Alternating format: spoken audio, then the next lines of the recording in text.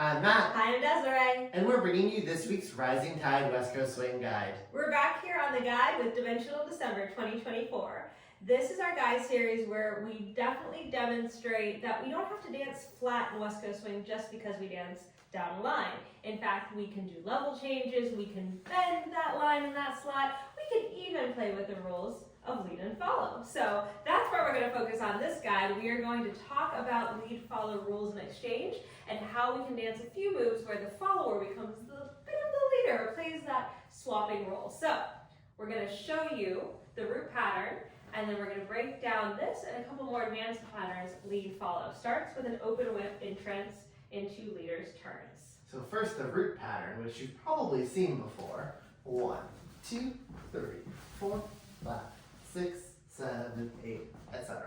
Open whip entrance, leave the follower hanging, and now the leader is doing most of the movement, so that's where we start bending those rules.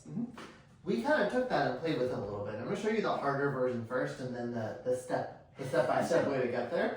So where we're ultimately going with this move, 1, Open whip.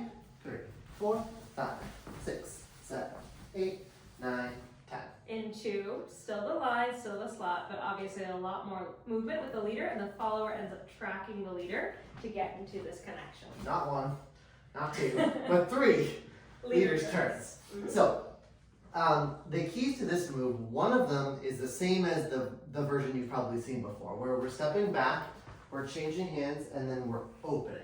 Whether I spin in place on my right foot or whether I do the traveling turns, as in the new version, I'm using this opening and then closing to create power for rotation. 3 and into 4. Now, if I want to do the traveling one, the first thing I would probably do is a single turn. So same entrance, 3, 4. I'm still passing, but as I turn, there's a lot more walking past the follower.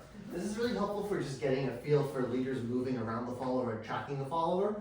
Whether I'm doing 1 turn or 3 turns or 2 turns, spotting is very helpful for not getting extremely dizzy doing this pattern. So we've broken down spotting in previous guides, but essentially the principle behind it is as I'm turning, I'm looking for Desiree, and then I snap around and look for her. Again. Yes.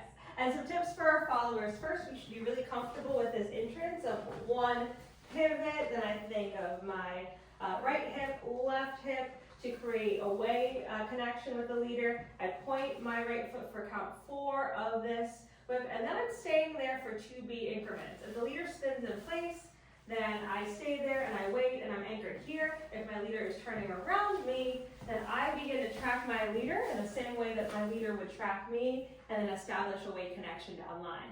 So another thing that can be helpful for that is when we're here, creating that kind of rail or bumper for my leader, so that as they spin, they almost have a ballet bar to kind of guide them as to where to go. Also helpful is expanding my frame and connecting my frame with that arm, so that when my leader comes around, I'm connecting and I can find that moment to stretch and complete the slot again, so that now I am the one who's doing most of the movement after we've had a little fun.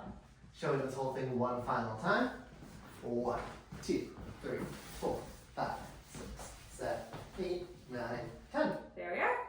That was your guide. Thank you everyone for tuning in. If you liked this video, be sure to give it a thumbs up. Subscribe to our YouTube channel, like our Facebook page, and check out our website and online store. Link in the description. Bye.